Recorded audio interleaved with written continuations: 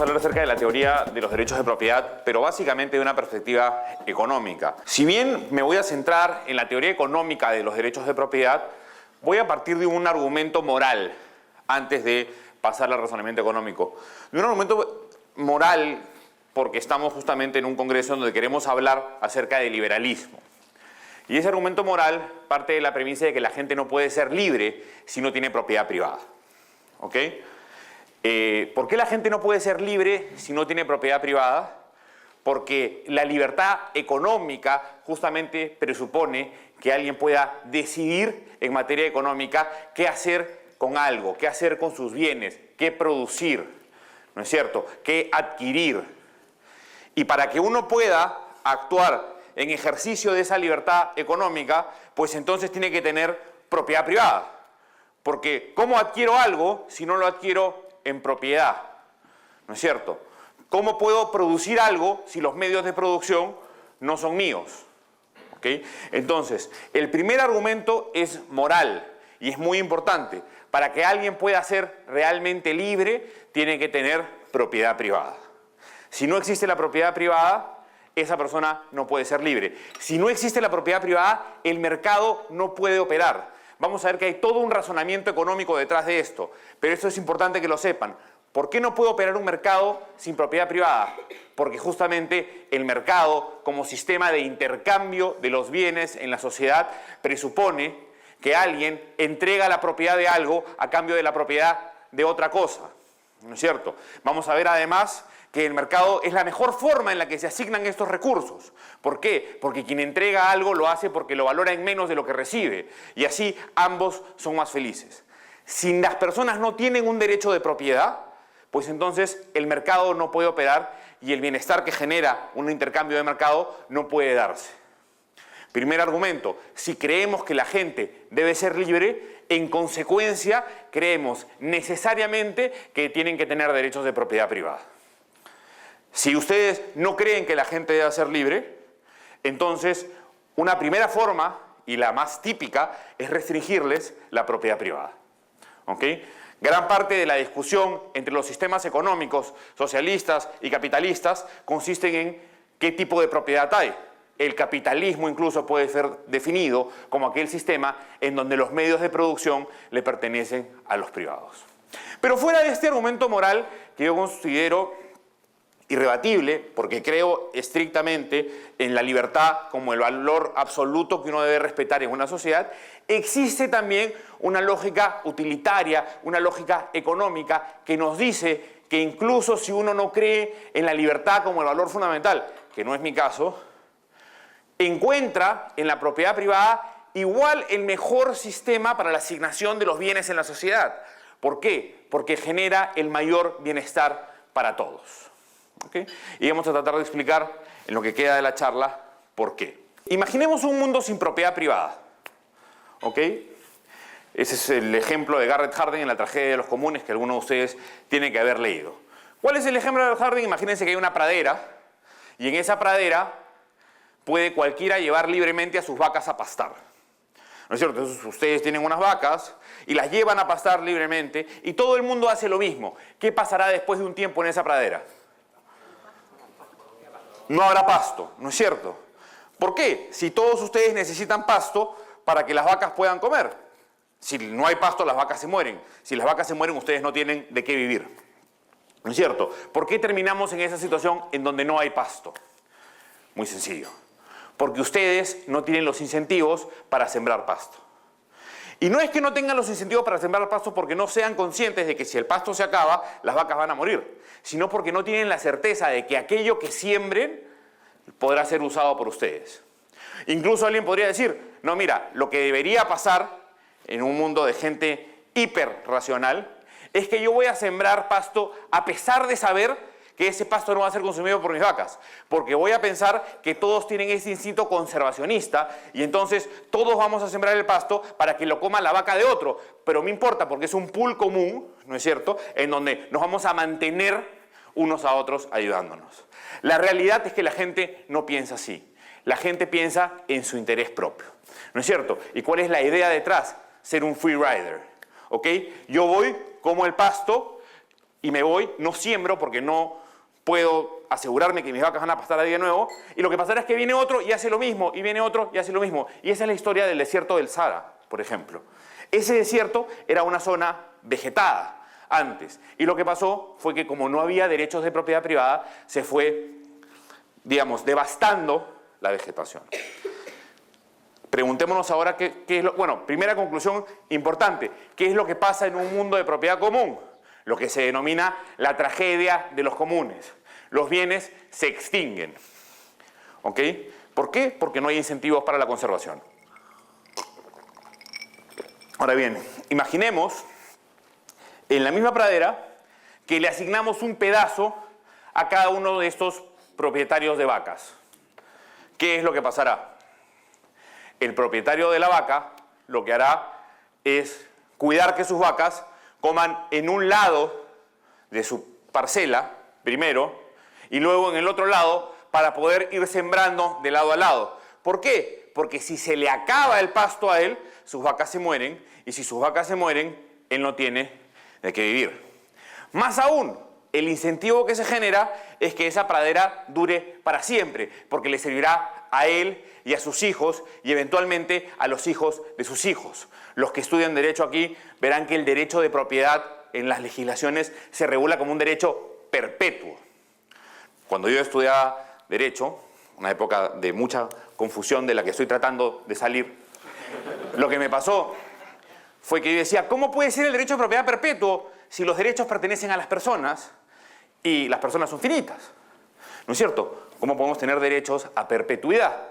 La respuesta es muy sencilla, está en la lógica económica. Es perpetuo porque la lógica del derecho es que el bien se mantenga por siempre, el bien sea conservado. Y si bien la persona perece, el derecho trasciende, pasa, se transmite a otra persona porque la lógica detrás de ese derecho es conservar. Vamos a hablar hacia el final de esa charla, si nos da el tiempo, del Single Ownership Rule, que es aquella regla bajo la cual se entiende que cuando hay un solo propietario se usa más eficientemente los recursos. ¿Ok? Y esa regla está embebida en los códigos latinoamericanos, parte por la influencia de Bello, que fue uno de los codificadores más importantes de América Latina, pero también ya estaba en las codificaciones anteriores, como en la codificación napoleónica. Pero regresando a la lógica del derecho de propiedad privada. Adicionalmente, esta idea de conservar el recurso obedece a algo que es muy importante para los economistas, la idea de la internalización de las externalidades. Yo estoy seguro que ustedes están todos familiarizados con el término externalidad, pero solamente para efectos de aquellos que no lo estén, lo explicaré. ¿Qué es una externalidad? Una externalidad es el costo no contratado de mi actuar. ¿Ok? Imagínense ustedes que alguien que el costo no contratado del actuar de una persona que debe ser asumido por mí, mejor dicho. Imaginemos que alguien tiene un restaurante al costado de mi casa y que ese restaurante tiene una chimenea, ¿no es cierto? Es un restaurante de parrillas y el tipo hace parrillas todo el tiempo y entonces lo que sucede es que yo abro la ventana y tengo la casa oliendo a parrilla y llena de humo. ¿Ok? Él no me está pagando porque yo soporte ese humo en mi casa y ese olor, ¿no es cierto? Lo que está pasando ahí es que yo estoy padeciendo ese efecto sin que nadie me compense por él, ¿ok? Eso es la externalidad. Pero la externalidad también puede ser positiva. Imaginemos que ustedes viven en un barrio y que al frente de ese barrio deciden hacer una cancha de golf, ¿ok? Inmediatamente su propiedad vale mucho más de lo que valía antes por la vista que le están generando. Y ustedes no han pagado un sol para que la cancha de golf, o $1 o $1, para que la cancha de golf esté ahí enfrente. ¿No es cierto? Ustedes ni siquiera van a pagar para que la cancha de golf se mantenga, pero su propiedad se ve beneficiada en lo que se llama una externalidad positiva. Ahora, ¿cuál es el problema de las externalidades? El problema de las externalidades es el siguiente. Cuando son negativas, la gente tiene incentivos para sobre realizar la actividad, para hacer la actividad en exceso. ¿Por qué? Porque no asume todos los costos de su actuación. ¿Ok? ¿Por qué en China hay más fábricas contaminantes que en Estados Unidos? Porque en Estados Unidos hay leyes anticontaminación que hacen que contaminar sea mucho más caro. ¿No es cierto? ¿Por qué qué sé yo, vamos a pensar en una externalidad positiva. ¿Por qué las empresas no invierten tanto en capital humano? ¿Por qué las empresas, en Latinoamérica especialmente, no pagan la educación de sus empleados? Porque nada les garantiza que el empleado se quede con ellos. Y si se van, esa ventaja que habían tenido invirtiendo en capital humano, se van con ellos. Entonces, se va con ellos. La externalidad positiva tiene, y es pura lógica, ¿no es cierto?, el problema de que la gente no quiere realizar actividades que benefician a otros si es que no puede cobrar por esa actividad. ¿Ok? De un lado. Y en el otro lado, la gente en la externalidad negativa tiene todo el incentivo para realizar una actividad si es que no paga todos los costos de esa actividad. ¿Qué permite la propiedad privada? ¿Qué permiten los derechos de propiedad? Permiten internalizar las externalidades. Permiten hacer que una persona, digamos, en cierta medida, pueda internalizar los beneficios de su actuación y los costos de su actuación. ¿Y eso qué generará? Que solamente realice esa actividad en la medida en que los beneficios de su realización sean mayores a los costos. De otra forma, no la realizará. ¿Ok? Y eso nos llevará a un uso eficiente de los recursos. Regresemos al ejemplo de la pradera. En la pradera pastaban todos a la vez, todas las vacas que podían en el rincón que podían. ¿No es cierto? Probablemente las vacas han estado sobrealimentadas. Porque la idea era, si no me como el pasto yo, se lo va a comer, digamos, si no se come el pasto mis vacas, se las van a comer las vacas de otras personas. ¿No es cierto? Sí. Bueno, también se puede fumar, pero regresando. Si no se come el pasto de la vaca, mi vaca, se la va a comer la vaca de otra persona. ¿No es cierto? Entonces, tengo que aprovechar el pasto mientras esté aquí. Cuando hay derechos de propiedad privada, lo que diré es, si esta vaca sigue comiendo, me voy a quedar sin pasto. Así es que tengo que parar la mano aquí y hacer que bien se conserve. Esa simple lógica de la internalización de las externalidades ya genera un uso mucho más eficiente de los bienes y una conservación de los bienes que antes no había. ¿Ok? Entonces, la siguiente conclusión que quiero que ustedes se lleven acerca de la teoría económica de los derechos de propiedad consiste justamente en eso. Los derechos de propiedad permiten la internalización de las externalidades. Y la internalización de las externalidades no solamente es moralmente correcta, porque hace que quien realiza una actividad asuma sus costos y sus beneficios, sino que permite y genera los incentivos para que solamente las actividades que sean realmente eficientes se produzcan. Aquí hay un gran problema, que es cómo identificamos a las personas contaminadas. La contaminación que se produce en China, tarde o temprano, llega a Chile. La contaminación que se produce en Chile, tarde o temprano, llega a Estados Unidos. Finalmente, el problema de la contaminación es que es un problema global. Y entonces, el establecer normas para la no contaminación en un lugar genera dos cosas. Un paliativo en ese lugar y una desventaja competitiva de ese país respecto de otros países. ¿Ok? Porque si yo puedo contaminar en un sitio y no puedo contaminar en el otro, si en ambos sitios hay los mismos bienes, lo que yo tenderé a preferir es el sitio donde sea más barato producir ese bien.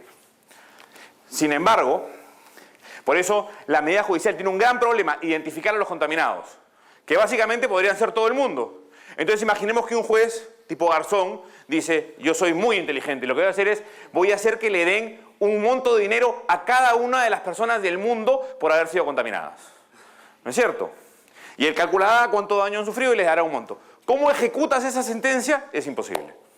¿No es cierto? No, todas las sentencias judiciales se calculan en función de una proyección casi freudiana que hace el juez de cuánto cree que es el daño. ¿No es cierto? El tipo supone qué es lo que pasó. Pero lamentablemente, en un mundo de valores subjetivos, como es el mundo en el que vivimos, no hay otra fórmula de resolver los conflictos que mediante la objetivización por tercero. La otra alternativa, no te desesperes, tarde o temprano vas a preguntar. La otra alternativa consiste en un impuesto. Y decimos, lo que vamos a hacer es vamos a alinear los incentivos y vamos a cobrarle un impuesto al contaminador. Y le vamos a decir, mira, como tú contaminas te voy a cobrar un impuesto. Y ese impuesto justamente lo voy a utilizar para evitar los efectos nocivos de tu contaminación. Naturalmente ustedes saben qué pasa en ese caso. Primero, es imposible calcular cuánto es el daño de la contaminación. Segundo, ese dinero nunca se destina para evitar la contaminación. ¿no es cierto? Probablemente sea destinado, si es que no se lo roban, para financiar la campaña de algún político en contra de la contaminación. Por eso, la pregunta correcta respecto de la externalidad la hizo Ronald Coase, un profesor, naturalmente, de la Universidad de Chicago. Lo que dijo Coase es, se están preguntando algo que requiere una pregunta previa. Ustedes se están preguntando, ¿cómo hacemos para internalizar la externalidad? La pregunta real es, ¿por qué existe la externalidad?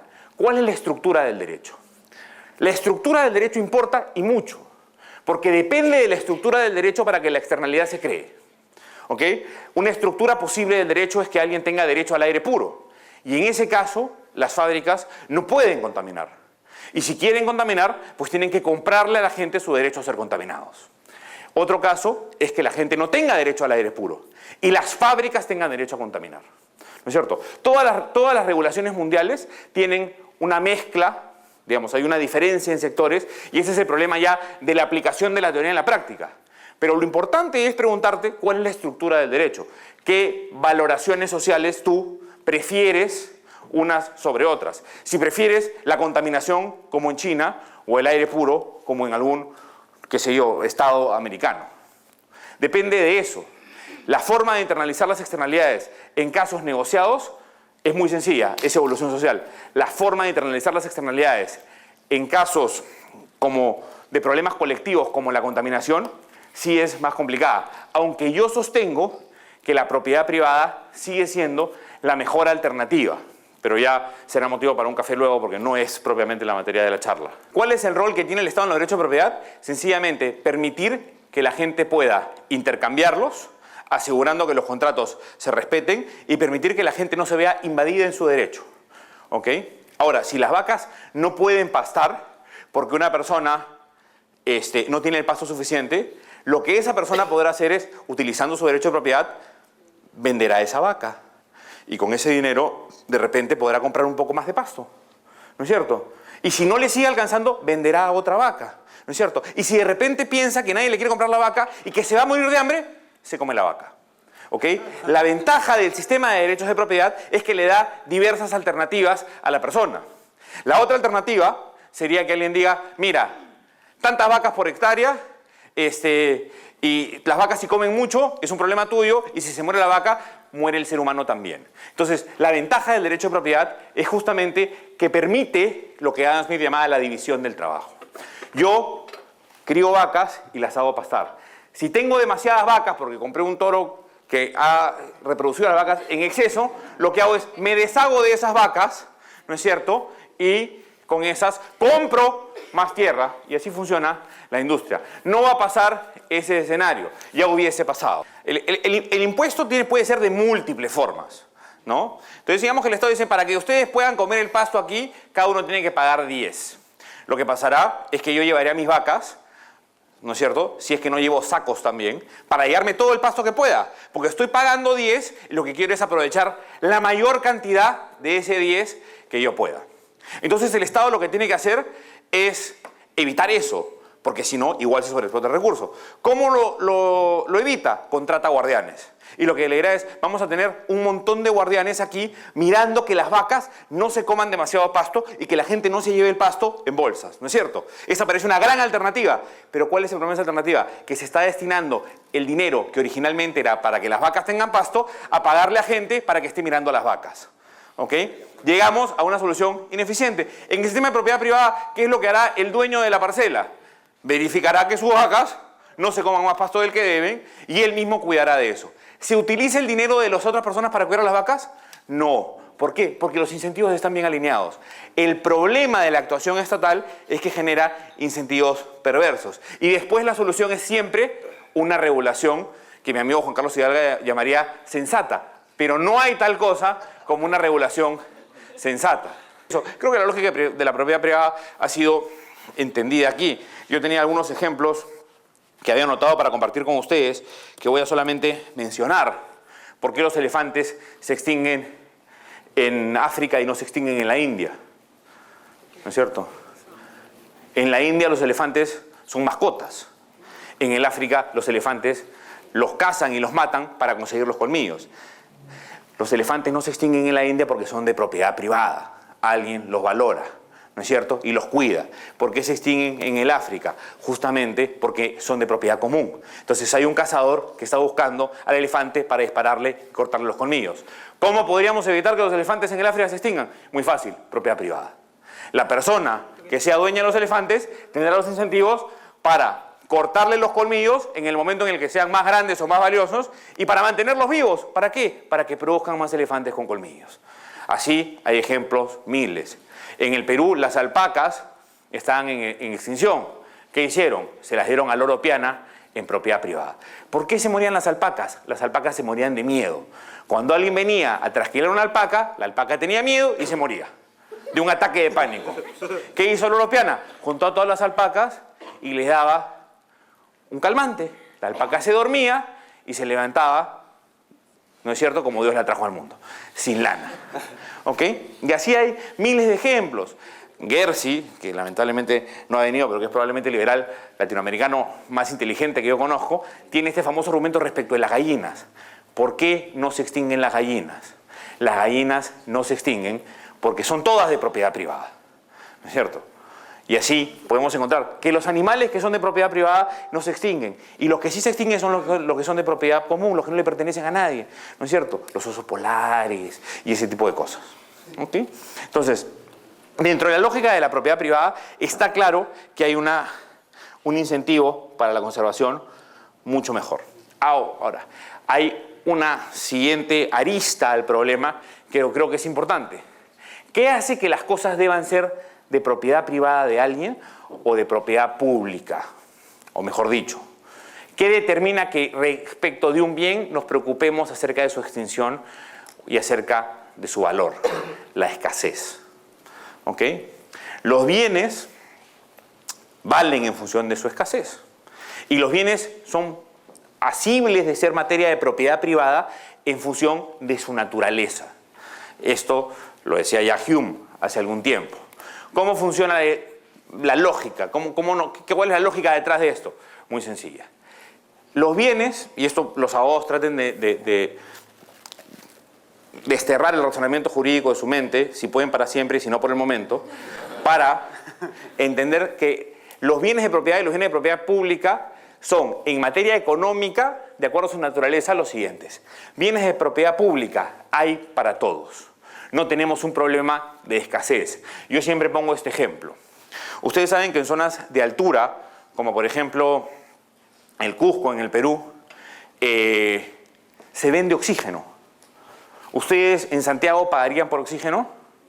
No. ¿Y por qué creen que en Cusco la gente paga por oxígeno?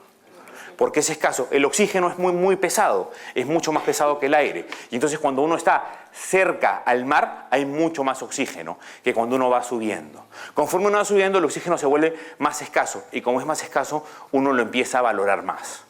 ¿No es cierto? Entonces por eso es que no tenemos derechos de propiedad sobre el aire, pero tenemos en las playas, pero sí tenemos algunos derechos de propiedad sobre el aire en las alturas. ¿Ok? Lo mismo pasa con el agua. Nadie se ha preocupado por establecer un derecho de propiedad sobre el agua marina, pero sí nos estamos preocupando por establecer derechos de propiedad sobre el agua dulce, ¿no es cierto? ¿Por qué? Porque una es mucho más escasa que la otra. Yo, de hecho, y lamento, señoritas, informárselos, acabo de pedir a mi novia y me he dado cuenta del problema de la escasez, ¿no es cierto? Los diamantes, los brillantes, valen tanto por su escasez, no por su utilidad. Esa piedra no tiene ninguna utilidad. Solamente sirve para que ella pueda presumir frente a sus amigas de cuánto yo la quiero en términos monetarios. ¿No es cierto? Estrictamente para eso. Mi novio tiene dos cualidades. Una, gana suficiente dinero como para mantenerme y me quiere mucho. Prueba de eso es este anillo que me ha comprado. ¿Ok? Pero no tiene ninguna utilidad. De hecho, si ustedes estuviesen en el desierto muertos de sed, y alguien viene con una temblora y tuviera una bolsa de diamantes, le darían la bolsa de diamantes, porque en ese momento lo que es escaso es el agua. Entonces, la idea de que los bienes valen en función de su escasez es una idea que ustedes tienen que tener siempre, digamos, bien entendida. ¿Y cuándo es que un bien escaso debe ser materia de propiedad privada? Cuando tiene consumo rival y beneficio de exclusión. Por ejemplo, este vaso. Este vaso digamos, me sirve a mí en este momento para tomar agua. En este vaso no podemos tomar agua 3 personas a la vez, salvo que queramos hacer algo sumamente desagradable. En principio, no podemos tomar el agua 3 personas a la vez. No podemos usarlo 3 personas a la vez. Yo tengo, si estoy consumiendo el vaso, estoy usando el vaso, un consumo rival respecto de ustedes.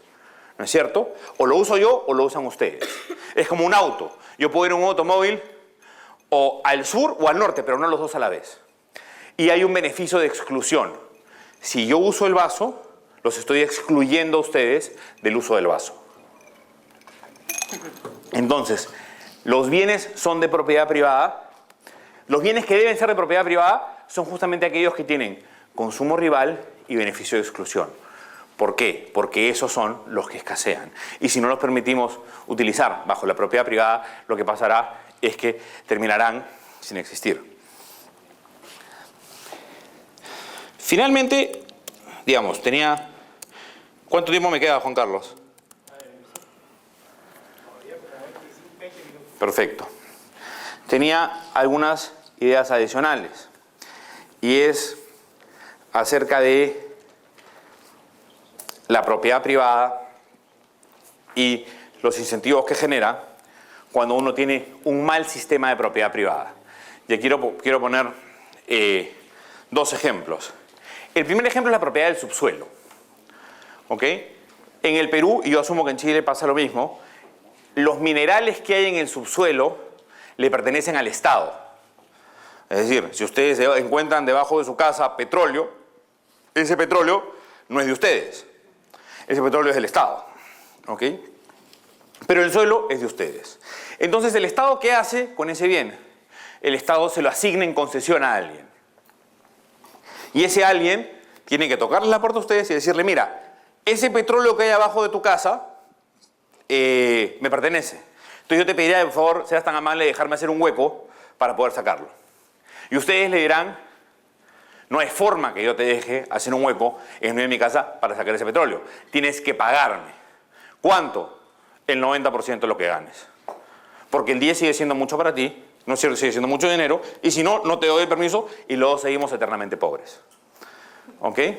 ¿Cuál es la lógica de ese sistema de derechos de propiedad? Que es un poco a donde tú ibas. Ese sistema lleva al absurdo de que fijamos una situación de monopolio bilateral. ¿Qué es un monopolio bilateral? Cuando hay un solo comprador y un solo vendedor. ¿Qué no dice la teoría del monopolio? No dice la teoría del monopolio que el monopolista tiene todos los incentivos para explotar su posición, restringiendo el bien en el mercado y haciendo que los consumidores paguen un precio más alto por él. ¿Okay? Eso dice la teoría del monopolio. Yo no estoy completamente de acuerdo, pero en el monopolio bilateral pasa lo mismo de ambos lados. Y entonces, todos los conflictos sociales que hay por la minería casi siempre encuentran su origen en esto. Además de que éticamente la gente se siente dueña del lugar en el que habita y es absolutamente razonable que sea dueña de lo que hay debajo de su casa como de lo que hay encima de su casa. Desde una perspectiva económica es absolutamente ineficiente que uno le dé un derecho de propiedad dividido sobre un mismo bien a 2 personas, porque lo que está haciendo es que los costos de transacción se eleven hacia el infinito y que no haya ningún incentivo para llegar a un acuerdo. Yo tengo la llave para que tú te hagas millonario y tú tienes el derecho de hacerte millonario solo si me compras la llave.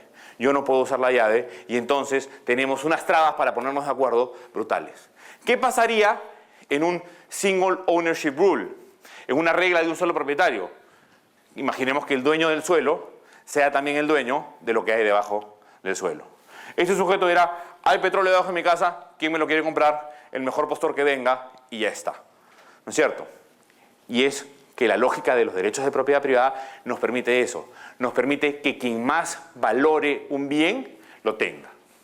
Y eso es lo mejor para las sociedades. ¿Okay? ¿Por qué el mercado es superior a cualquier otra alternativa? ¿Y por qué son tan importantes los derechos de propiedad? Los derechos de propiedad son tan importantes porque permiten la operación del mercado. Porque los contratos justamente consisten en el intercambio de este derecho de propiedad. ¿Y por qué el mercado es superior a cualquier otra alternativa para asignar bienes y recursos en la sociedad? Porque es la única que nos permite garantizar que en la transacción que se está realizando ambas personas son más felices. ¿Ok? El valor, como se lo van a decir probablemente más de uno de los expositores aquí, es subjetivo. Y como es subjetivo, ¿eso qué implica? Que nadie más que yo sabe en cuánto valora un bien. Y la única forma de revelar esa preferencia es en el mercado. Si yo compro algo, es porque necesariamente lo valoro a más de lo que doy por él. De otra forma, no la compraría. Si todos actuamos libremente en el mercado y manifestamos o revelamos nuestras preferencias de esa manera, tenemos la certeza de que en cada transacción de mercado que se realice, la persona que está adquiriendo el bien la valora en más de lo que da. Y si es así, todos estamos mejor. El problema con asignaciones que vayan fuera del sistema de derechos de propiedad es justamente que no tenemos la certeza de que aquella persona que recibe el bien la valore más que otra.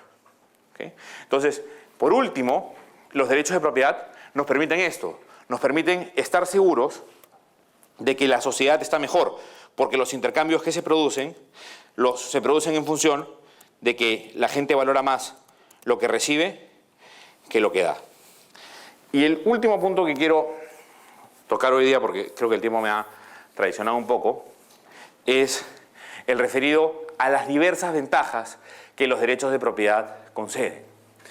Cuando uno tiene un derecho de propiedad, lo que puede hacer y lo que la sociedad ha evolucionado en hacer es beneficiarse varias veces respecto de un mismo derecho.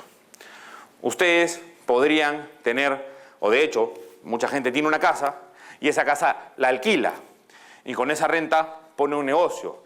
Y para financiar ese negocio también da la casa en hipoteca, ¿no es cierto? Y esa hipoteca le genera un préstamo que paga con el alquiler. Y de repente el arrendatario da un derecho de uso sobre la casa, ¿no es cierto? Y de repente alguien pone esa casa en una hipoteca según los flujos que va a tener y emite un bono y con ese bono financia proyectos. Entonces, los derechos de propiedad son justamente la base que permite todo el movimiento de la economía. Y tienen múltiples formas. En la medida en que los derechos de propiedad estén bien definidos y puedan ser libremente transferidos, no hay forma en que una sociedad no prospere. En la medida en que uno vaya restringiendo los derechos de propiedad vía regulación, que es lo que típicamente está pasando hoy en día, lo que pasará es que las sociedades encontrarán mucho más trabas para progresar. ¿Okay? No sé si tengan alguna pregunta. Con relación al rol del Estado en cuanto al derecho de propiedad, muchas veces vemos, y en mi país está ocurriendo recientemente, ocurrió en Perú, que gobiernos quieren impulsar el derecho de propiedad, digamos, saneando los títulos y determinando ese tipo de conflictos, pero ¿hasta qué punto se puede confiar en el Estado en ese tipo de situaciones? Pregunto por el caso de Perú, que pasó por eso en los 90 y que en muchas ocasiones se da que se trata de invasores en otros terrenos y el gobernante político al fin entonces toma una decisión política tratando de ganar sectores de otros estratos. Entonces, ¿hasta qué punto se puede confiar en el Estado como impulsor de ese derecho de propiedad? Yo creo que uno no debe confiar en el Estado en general. Creo que si el Estado tiene alguna tarea, la hará mal, habitualmente. ¿No es cierto? Como decía Milton Friedman, si el Estado administrase el desierto del Sahara, probablemente tendría una escasez de arena en algún tiempo. ¿Okay? Sin embargo, aquí hay dos preguntas.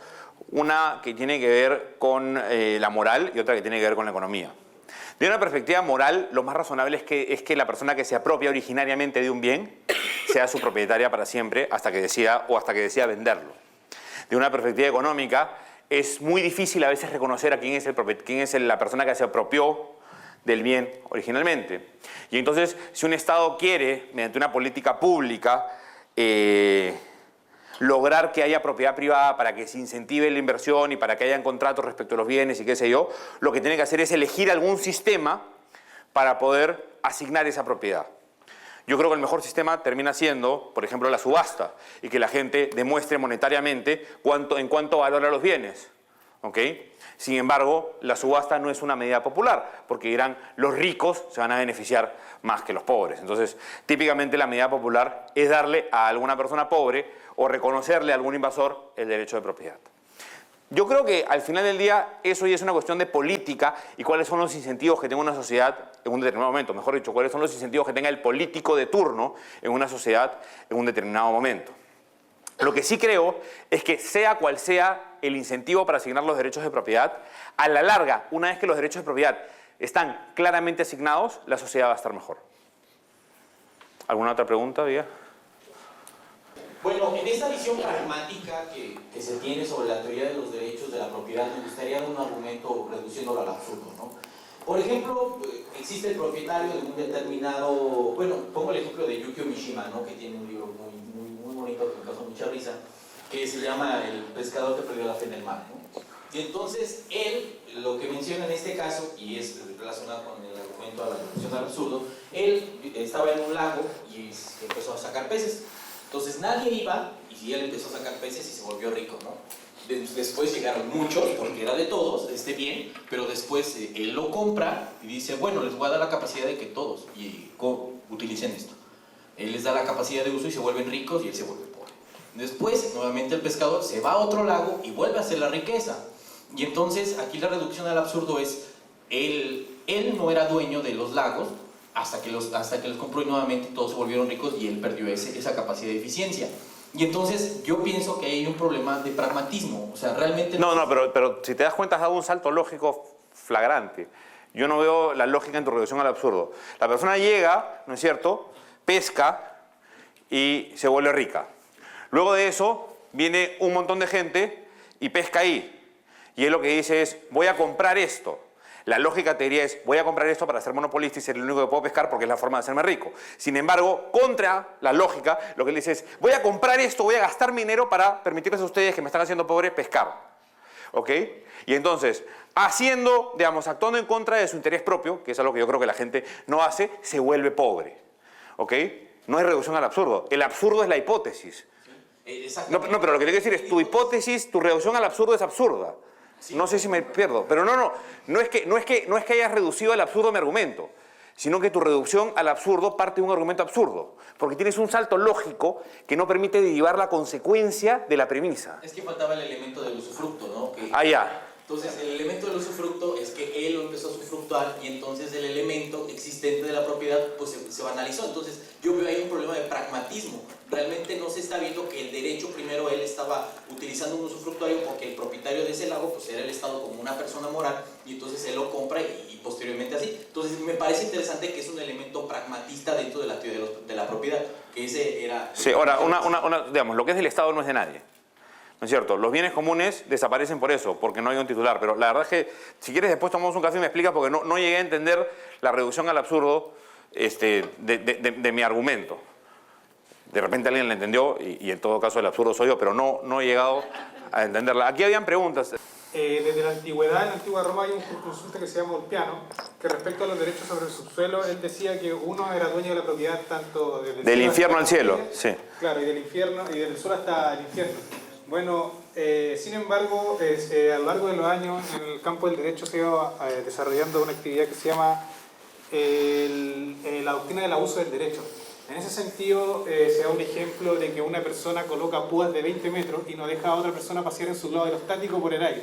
O, por ejemplo, de que una persona, como tiene derecho de propiedad sobre un lugar determinado y no quiere explotar el petróleo, el tesoro que hay debajo de ese subsuelo, no deja que las otras personas lo exploten. Entonces, ¿cómo se conjuga ese derecho de propiedad que tiene esa persona con porque se está desaprovechando una oportunidad para progresar económicamente del conjunto de la sociedad? La doctrina del abuso del derecho parte de la premisa de que alguien está ejerciendo su derecho para molestar a los demás y para no obtener ningún beneficio de él. ¿Ok? Y es una doctrina muy discutible, porque en términos subjetivos, ¿cómo puedes saber que de repente yo detesto que pase el globo aerostático por encima mío, porque tengo miedo que se vaya a caer o porque me tapa el sol como a Diógenes, ¿no es cierto? Entonces, cuando uno tiene ese problema, lo que dice es, vamos a decirle a un juez que pregunte si es que es razonable o no ese ejercicio del derecho.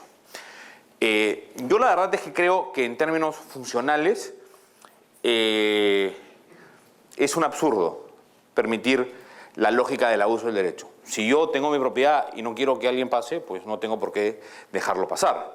Porque alguien me dirá después en interés público, no solamente es bueno que lo dejes pasar por arriba, sino también por el medio, caminando. O, digamos, es bueno que haya una carretera que pase por la mitad de tu sala.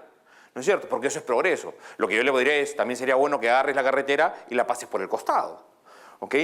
Todas las aplicaciones prácticas tienden a tener ese problema. El otro problema es, por ejemplo, yo tengo un terreno y en ese terreno de petróleo y yo no quiero vender el terreno. Bueno, pues, si no quiero vender el terreno es porque valoro en más lo que tengo que cualquier otro. Si no, alguien podría pagarme un precio al que finalmente yo acceda a vender. El facilismo de asumir la posición del otro y decir que estás actuando en beneficio de los demás es el problema. También es cierto que funcionalmente hoy en día la lógica de Ulpiano ya no subsiste. ¿Por qué? Porque digamos, la sociedad convencionalmente ha evolucionado a entender que tú no tienes un derecho de propiedad ad infinitum, hacia el cielo. ¿Por qué? Porque podrías llegar a otra galaxia, ¿no es cierto? Y parece que uno tiene derecho de propiedad hasta una determinada altura que sea razonable. Por encima de esa altura pueden pasar las ondas eléctricas y pueden pasar los aviones y qué sé yo. Porque también llegaríamos a un absurdo de decir, no, lo que tiene que hacer una persona que quiera poner un sistema de radio o una aerolínea es negociar con cada persona que está debajo un precio para que pueda pagar, para que pueda pasar. Hay cierto nivel de evolución en los derechos de propiedad y se permiten ciertos derechos de propiedad en cuanto sus costos no superen sus beneficios. Respecto de la teoría del abuso de derecho, había un ejemplo que era que tu vecino, lindero obviamente, tenía 3 centímetros más para tu lado y tenía por ahí un muro de 45 que sostenía un edificio. Bueno, no puede sostener, bueno, no importa. Tenía un muro de 45. Y vos le tenés que hacer toda la estructura, casi desde los cimientos, porque se excedió en 3 centímetros. Y el costo puede ser millonario. ¿Qué es lo que pasaría? Lo que pasaría es que la persona le diría, oye, no voy a derrumbar todo el edificio, ¿no es cierto?, para poder satisfacerte en hacerlo de nuevo 3 centímetros más acá. Lo que voy a hacer es voy a pagarte para indemnizarte porque sí violé tu derecho de propiedad. Claro, pero le obligás al otro a que pierda esos 3 centímetros. Pero está bien, si le van a pagar a cambio. Imagínate que al costado de tu casa hacen un edificio y tú te das cuenta que ha comido medio metro de tu terreno. Entonces tú vas y le dices, oye, quiero que tumbes el edificio. Y el tipo te dirá, no voy a tumbar el edificio. Es imposible que tumbe el edificio. ¿No es cierto? Lo que vamos a hacer es, vamos a sacar el metro cuadrado del precio de estos bienes y te voy a pagar 5 veces el valor del metro cuadrado por esa parcela que me he comido por error o que me he comido intencionalmente. No, no quiero, te voy a pagar 10 veces el valor. No quiero, te voy a pagar 20 veces el valor. Sigue siendo más barato que derrumbar el edificio. Y tú dirás, oye, ¿me van a pagar 20 veces el valor por esta tira? Perfecto, págame. Es muy difícil que en esos casos no haya una solución de mercado. Que si nos vamos al concepto de Locke, que liga la propiedad cuando una persona, cuando no hay un derecho adquirido anteriormente sobre un bien y cuando se liga con su trabajo. Entonces, si, bueno, por lo menos comentando algo que señaló un compañero sobre las invasiones y cómo eso se ha condenado actualmente en la sociedad, si un bien o un terreno que no era de nadie al principio, una persona lo ocupa y hace su vivienda allí, entonces desde ese punto de vista capaz no hay legitimidad en ese aspecto, ¿no? Entonces ese es el primer punto. Y el segundo sería en cuanto a la función social que hoy en día se le quiere dar a la propiedad privada como justificación de la misma, que en verdad terminaría aplastando esa libertad individual que tiene la persona sobre la propiedad y cómo esto puede ser muy peligroso para el hecho de que existe realmente propiedad privada. Entonces, quería hacer eso primero. Sí. No entendí la segunda pregunta. La primera pregunta es, ¿cómo surge el derecho a propiedad privada? Surge en distintos momentos, en distintos lugares. Es un fenómeno evolutivo. Había propiedad privada probablemente en la China, había propiedad privada en los sumerios, había propiedad privada en sociedades primitivas, y entonces fue surgiendo en función de la escasez. Hay una película que se llama Los dioses deben estar locos. No sé si la han visto, es una película de los 80s. Yo, digamos, Vázquez la había visto en el cine, yo la vi ya cuando mis padres me dejaron verla, pero la idea de Los dioses deben estar locos es que había una sociedad donde había abundancia porque vivían una tribu en el África, vivía sin ningún bien producido en una sociedad civilizada. Y de repente un piloto pasa por ahí, tira una botella de Coca-Cola, cae la botella de Coca-Cola y los tipos quedan alucinados con la botella de Coca-Cola y empiezan unos pleitos terribles en la tribu por la botella de Coca-Cola, porque era el único bien escaso. Probablemente, bueno, en la película lo que pasa es que el líder de la tribu va a buscar a los dioses para devolver la botella. Pero lo que hubiese pasado en otra sociedad es que el más fuerte se hubiese quedado con la botella, o el que está dispuesto a hacer más sacrificios por la botella se hubiese quedado con la botella. Así habitualmente han surgido los derechos de propiedad, por convenciones sociales. No hay un momento histórico, es una evolución social como el derecho, como el idioma y qué sé yo. La segunda es, ¿cuál es la función social del derecho de propiedad? No, justamente más bien un comentario, de que el hecho de que se está viendo hoy en día que la propiedad privada tal vez es una concepción tal vez de la moralidad de la propiedad privada que no tiene cabida si no tiene una función social, es una crítica, porque es algo que se ve por lo menos en mi país actualmente, en Venezuela, de que si una propiedad no tiene una función social, no debería ser privada, o sea, debería ser más bien manejada por el Estado. Ya, pero digamos, la propiedad privada tiene una función social en sí misma, que es beneficiar al dueño de la propiedad, al titular de la propiedad. Entonces, claro, alguien dirá, lo que pasa es que tú tienes una casa, bueno, yo vivo en la casa. No, es que tú no estás viviendo en la casa. Bueno, yo estoy invirtiendo en la casa para poder venderla luego porque voy a generar una ganancia y con esa ganancia lo que voy a hacer es voy a comprar bienes y esos bienes los producen otras personas que a su vez van a recibir ese dinero y van a poder consumir otros bienes que producen otras personas y así entramos en un círculo virtuoso. Si uno cree que para estar usando, que el único valor importante es el de uso de la propiedad en ese momento, pues entonces uno solo debería tener una muda de ropa, ¿no? La que tiene puesta en este momento, porque la otra está guardada ahí, la tengo para poder usarla cuando yo quiera. Entonces la lógica te dice que hay un valor que yo le asigno a las cosas que no necesariamente está en la inmediatez de su uso, puede estar en su uso posterior. No hay, para mí, en realidad, es una verdad de perogrullo, es un absurdo decir que tiene que cumplir una función social. Cumple una función social, que es permitir que la sociedad capitalista se desenvuelva. Entonces, esa es la función de la propiedad privada. Acá.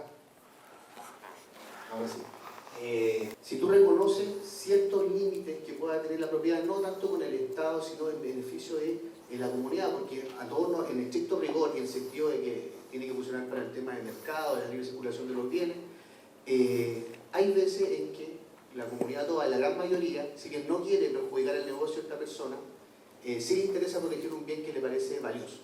Y que si bien no le pertenece con un título de dominio, lo siente propio como sociedad. Entonces quiero que si tú... hay un problema...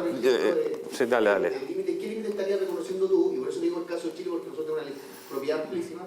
¿Podrías tú definir cómo encontrarías aceptable o tolerable a este...? Hay un problema metodológico en tu pregunta, que es la valoración de la comunidad o la sociedad. ¿No es cierto? Tú estás asumiendo que alguien puede decir cómo valora la sociedad y cómo valora la comunidad, pero los valores son subjetivos, solamente existen individuos en la sociedad. Tú lo que tienes son individuos que tienen distintas valoraciones y un funcionario, un político que asume cuál es la valoración de los demás en función de su propia valoración. Y tienes además un problema de free riding muy grande que es propio de los mecanismos estatales. Si esta gente valoren tanto ese bien, lo que debería hacer es una colecta para ir a decirle al empresario, mira, te pago para que no hagas un edificio aquí. ¿Por qué? Porque nosotros valoramos. ¿Cómo valoramos? Te vamos a pagar para que no arruines este palacio que nos es maravilloso y nos hace muy felices. Sin embargo, en lugar de hacer eso, lo que hacemos es ir al Estado y decirle, oye, yo no quiero que esa persona pueda usar su derecho de propiedad porque a mí me interesa que eso se mantenga. Si te interesa, paga por eso. Lo que pasa es que me interesa mantenerlo sin pagar. Ahora, es una monstruosidad que el Estado utilice los impuestos de las personas para comprar un bien para fines ornamentales. Ya eso es una cosa inmoral. Pero si quieres ponerlo en esa perspectiva, lo que debería pasar es eso. No, porque también podríamos hacer un edificio en el Palacio de Versalles, un edificio de oficinas monstruoso, precioso, y dirá, oye, mira el Palacio de Versalles, qué lindo. Sí, y por adentro no sabes lo que era, pero ya lo derrumbaron. ¿No es cierto? Digamos, también podrían haber puesto un póster gigante para que la gente sepa cómo era la fachada. Sí, para mí no hay ningún límite. Uno puede usar su derecho de propiedad como quiera. Ahí está. No, faltan, no me corten. Estoy totalmente perdido. ¿Qué se puede pensar de los incentivos o no incentivos de conservación cuando el Estado expropia con esa excusa? Esto lo digo porque en Costa Rica está esta ley de preservación, de conservación de la zona marítimo terrestre, que ha expropiado una incontable cantidad de propiedades con el fin de conservarlas. Entonces, ahí donde quedan los incentivos. Bueno, expropiar con el fin de conservar es un absurdo, porque lo que va a terminar pasando es que cuando la propiedad sea comunal, nadie la va a conservar. Típicamente los bienes se conservan mejor cuando hay propiedad privada. Imaginemos un bosque. Un bosque, si es del Estado, tiene el mismo problema. La gente viene y empieza a talar el bosque y qué sé yo. Entonces, lo que haría el Estado es contratar guardianes y gastar sus impuestos, nuestro dinero en eso, para tratar de evitar que el bosque sea deforestado. Mucho mejor sería privatizar el bosque y que el propietario se preocupe de que la gente no corte los árboles ahí y gaste su propio dinero en seguridad. ¿Ok? No hay ningún sentido en una expropiación. La expropiación típicamente tiene dos causas. Eso es en teoría general del derecho. Primera causa, defensa nacional. ¿Ok? Imaginemos, y esa parece ser, en algunos casos, relativamente justificable. Estás en medio de la Segunda Guerra Mundial, alguien tiene su casa justo en la frontera del enemigo, y entonces le dices, oye, lamentablemente tienes que salir de tu casa porque voy a poner acá a soldados para que no nos invadan. Bueno, parece ser de alguna u otra manera razonable. Más razonable que la otra, interés social o interés público. Alguien dirá, es de interés público que pase una carretera justo por donde está tu casa. Y yo le diré, sí, pero no es de mi interés es que pase por el costado, pues. No, es que sale más caro. Bueno, entonces, págame para que te venda la casa, no me la quites. En general, la lógica no, es esa. Y yo creo que en un caso puede uno discutirla, en el otro no tiene ningún sentido. Para conservar es más absurdo, porque lo que va a pasar en Costa Rica, te lo anticipo, es que van a expropiar. Después de expropiar, van a enfrentar el problema de que no tienen cómo administrar y lo van a dar en concesión, que es esta fórmula perversa que tiene la gente para creer que está dando algo en propiedad privada sin perderlo. Entonces le van a decir a alguien, oye, yo te doy este bosque en concesión para que lo conserves. Pero como la concesión es temporal y no es perpetua, este tipo lo que dirá es, tengo 30 años para usar el bosque, lo voy a devolver sin un solo árbol en el año 30. Porque después del año 30 no tengo ningún incentivo para conservarlo. Esto, que es perfectamente lógico, no es entendido nunca por un gobernante. ¿Alguna otra pregunta? Que concluyó un problema que parecía que venía de hace un tiempo, que es que en el transporte público algunas personas iban con el teléfono móvil, con la música, escuchando, y bueno, eso molestaba a otros. Bueno, Ajá. y entonces se generó un poco de polémica y finalmente se decidió una ley que en el transporte público se prohíbe a la gente escuchar música sin auriculares. Entonces, a la luz de los derechos de propiedad, el derecho mío a no escuchar tu música, porque tengo ¿qué te parece la solución? ¿Está bien? ¿Se está protegiendo el derecho de propiedad de otra persona? Me parece una solución razonable. Me parece una solución que podría darse también a nivel de mercado. Tú podrías ver si la gente realmente le molesta tanto, podrías poner dentro de las reglas del bus, digamos, imaginemos que hay un sistema de buses privados, lo que pasaría es que si tú ves que la gente le molesta esto, lo que tú harías es una regla diciendo que en el bus no se puede hacer esto, entonces usted pague su pasaje y use sus audífonos. Si la gente realmente sigue subiendo al bus a pesar de eso, no es algo para mí gravitante, ¿no es cierto? Habitualmente ese tipo de problemas se resuelven con una ley y no es tan grave para las personas, porque las personas lo que harán es usar headphones y se solucionó el problema. ¿Ok? Claro, pero el tema es la trascendencia, porque después con el mismo argumento prohibimos la contaminación, prohibimos la fabricación de todos los productos porque generan humo. Entonces, el problema ahí está en que el Estado tiene que suplantarse en la valoración de las personas. Yo siempre prefiero una regla en donde la gente libremente interactúe y no tengas que tener al Estado suplantándose en la decisión de las personas. Pero también es cierto que es muy tentador para el regulador tratar de solucionar los problemas según lo que él cree. Alguien podrá decir, mira, me parece lo más lógico que la gente pueda escuchar música a todo volumen en el micro. Y él le dirá, no, es una externalidad negativa. Si quieres hacer que el resto escuche la música, pues que le pague para escuchar la música. Entonces, no, pero hay una solución relativamente simple en términos de costos de transacción, que se ponga los audífonos. Distinto es el caso de la contaminación, ¿no? Ahí sí no hay una forma de negociación tan directa y por lo tanto uno sí tiene que preferir una alternativa social entre el aire puro y el derecho a contaminar. No existe ningún país en que la teoría del derecho de propiedad sea absoluta y donde en realidad el Estado no entre y meta mano respecto al derecho de propiedad o respecto a la propiedad de las cosas. Eso no existe en ninguna parte del mundo. Eso es primero. Lo otro, que sí hay pretensiones contradictorias entre las personas. O sea, yo quiero algo y la otra persona quiere otra cosa, a pesar de que tenemos bienes comunes. Y no todo es balance económico a suma cero. O sea, no todo es como yo te quito y tú me das, o no todo es comprar el Palacio de Versalles a 20 veces su precio, porque yo de repente no lo quiero ni vender. Y aunque el bien sea comunitario, yo no lo voy a querer vender y no lo quiero vender. ¿Por qué? Porque no quiero. Simplemente porque no quiero. Y ahí entra así a mediar el Estado con un rol público y es distinto. Mi tema tiene que ver con que en realidad, tal como decía Jaime Guzmán. ¿Quién es Jaime Guzmán? Jaime Guzmán. Sí. Es un académico intelectual chileno que fue también senador muy importante y arquitecto. Bueno, parte de como decía Jaime formador de la institucionalidad chilena, justamente. Ya. Él decía que justamente el desarrollo económico está al servicio de un desarrollo integral de la persona. O sea, la economía no se manda sola. O sea, tiene límite. Y ese límite está en la dignidad de la persona humana y está en el bien común. No hay, o sea, sí tiene límite la propiedad. La propiedad no se manda sola. No. Digamos, vamos a salir del campo aspiracional para llegar al campo de la realidad. La economía no tiene límites. ¿No es cierto? Es una pretensión del hombre creer que puede controlar un sistema que no llega ni siquiera a comprender. El problema de decir que la dignidad humana es el límite a la economía o que el bien común es el límite a la economía es que estamos hablando de conceptos filosóficos. ¿No es cierto? No, la economía no, pero la dignidad sí. ¿No es cierto? ¿Qué es digno? ¿Qué es indigno? ¿Qué es el bien común? El bien común es lo que tú crees que es mejor para todos los demás. Y lo que es el bien común para ti puede ser algo que no sea bien común para otros.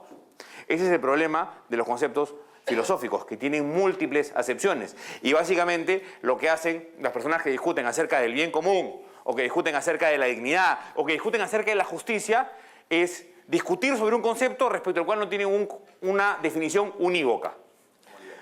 Yo les pregunto, como la libertad, por ejemplo. La libertad es, para algunas personas, igual a la igualdad. Y para otras es la posibilidad de decidir sin ser coactado o coercionado. ¿No es cierto? El problema de las discusiones filosóficas es que parten de términos distintos. Justamente por eso soy liberal. Porque creo que cada quien puede hacer según le parezca, y no creo que alguien pueda imponerle su voluntad al resto diciendo que es en función del bien común o de la dignidad. Y alguien podría decirme, me parece una atrocidad que destruyan el Palacio de Versalles. Bueno, lo siento mucho, él lo compró. No quiere venderlo porque no quiere. Bien por él. Es su problema, no es tuyo. Si tanto te gustaba, pues te hubieses juntado con un grupo de gente para comprarlo. Así de sencillo es el tema. Luego, la economía no tiene un límite en el bien común, no tiene un límite en la moralidad, no tiene un límite en la dignidad. La economía sencillamente es una forma que hay en la sociedad, un sistema que existe a pesar de los límites. Uno podrá decir, mira, a mí me parece indigno que la gente gane menos de $500 mensuales. Entonces voy a poner un salario mínimo. El salario mínimo en este país es que la gente gane $500 mensuales. ¿Qué es lo que pasará? Se generará un mercado negro. ¿Por qué? Porque si yo quiero contratar a alguien a $300 y esa persona quiere trabajar por $300, mejor está trabajando por $300 que por nadie, que por nada.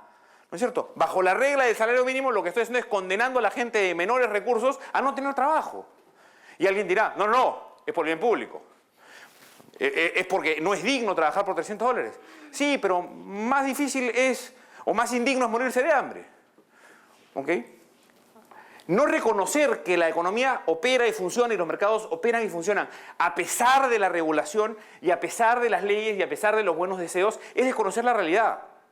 ¿No es cierto? El mercado informal es justamente eso. Los mercados que operan al margen de la ley son la demostración de que el mercado opera a pesar de lo que decíamos como bien común.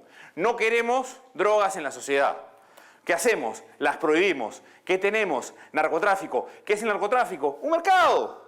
Hay gente que está dispuesta a comprar droga y gente que está dispuesta a vender droga. Lo único que es que el precio es más alto porque es ilegal y asume un riesgo adicional. Precio mínimo, lo mismo, tenemos un mercado informal. Para todas las situaciones en donde ustedes crean que están operando en función del bien común, hay un mercado. Rusia comunista. En Rusia comunista, en teoría, no había mercado, había economía planificada. Mentira, eran los mercados negros más grandes del mundo. Entonces, lo que nosotros queremos más bien es pensar que podemos decirle la realidad como nos parece que sea y que por decírselos la realidad nos va a hacer caso. Lamentablemente no podemos hacer eso. Y entonces tenemos simplemente que aceptar la realidad como es y entender que no tenemos ni el conocimiento ni la capacidad para diseñar las sociedades, ni el conocimiento ni la capacidad para entender que el mercado opera a pesar de nuestros deseos y no conforme a nuestros deseos. ¿Y qué pasa con los monopolios de los bienes que son necesarios? ¿Qué pasa con los monopolios de los bienes que son necesarios? El Estado tiene que intervenir. No. El monopolio, digamos, el monopolio es el sendero que se transita hacia la competencia. ¿Ok? No hay ninguna justificación para que el Estado intervenga en un monopolio. Ahora, tu pregunta es bastante técnica y restringida, porque tú lo que has dicho, ¿qué pasa con los monopolios de los bienes necesarios? Es decir, ¿qué pasa con los monopolios de los bienes inelásticos? ¿No es cierto? Con una demanda inelástica, porque si el bien tiene sustitutos, no nos preocupa el monopolio. Si el bien no tiene sustitutos, nos preocupa el monopolio. ¿Por qué? Porque se va a restringir la cantidad de bienes en el mercado y como se restringe la cantidad de bienes en el mercado hay escasez. Y como hemos visto, cuando hay escasez, la gente tiende a valorar más las cosas porque las valora en función de su escasez y el precio sube. ¿Qué es lo que pasará en ese momento en el que el precio suba? Alguien dirá, oye, mira, qué buen negocio es vender este bien, vamos a importarlo. ¿No es cierto? Oye, qué buen negocio es vender este bien, vamos a producirlo. La única forma de que ese monopolio subsista es que la respuesta sea no. Hay una barrera arancelaria y no se puede importar. La única manera en que ese monopolio subsista es no. Es que el Estado no permite que haya un competidor. Mientras el monopolio no tenga de un favor estatal, la competencia tarde o temprano llegará. A menos que el monopolista no restrinja los bienes en el mercado. Y si no restringe los bienes en el mercado, entonces no hay ningún daño, porque se comporta como si estuviese en un mercado de competencia. Digamos que hay 4 bandas electromagnéticas para telefonía en México y que el Estado las subasta. ¿Ok? Lo que pasará habitualmente es que eso es un negocio en red. Y los negocios en red valen en función de cuánta gente está en la red.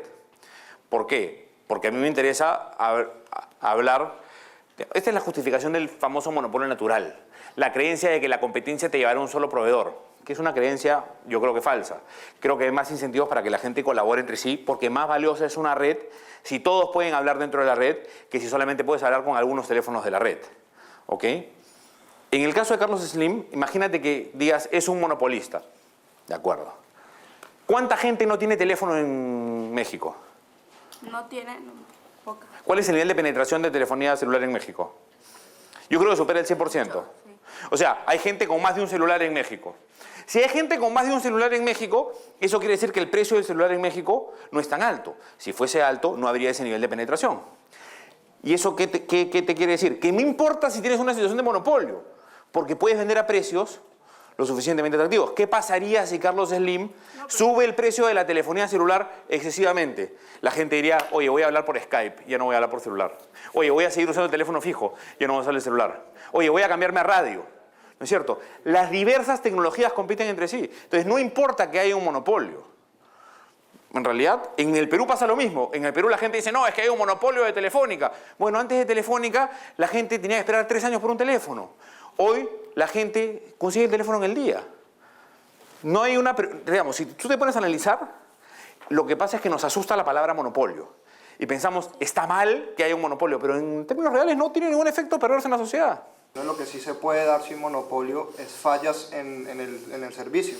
Porque, por ejemplo, si un solo proveedor posee todo el espectro 4G, porque el espectro es un espacio finito, nadie puede entrar esporádicamente porque es un espacio finito.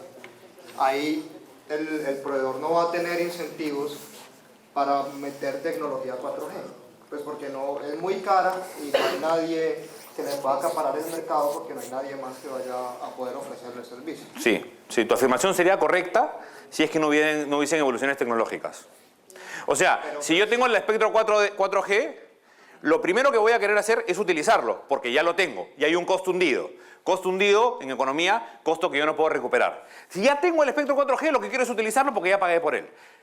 Y si lo uso, me voy a distinguir de mis competidores y voy a poder cobrar un precio mayor. Imaginemos que yo diga, no, yo no tengo ese afán. Yo lo que voy a hacer es no usar el espectro 4G para poder estar sin una ventaja competitiva, que es algo absolutamente contraintuitivo. Lo que pasa es que alguien diga, oye, en otros países hay 4G, en este no puedo tener 4G porque lo tiene él que no lo está aprovechando, aquí hay una ventaja que se puede sacar, tengo que buscar una tecnología alternativa que me permita tener un efecto parecido al del 4G. Y pues otra pregunta. Ya terminó. Terminó. Gracias, ha sido un placer.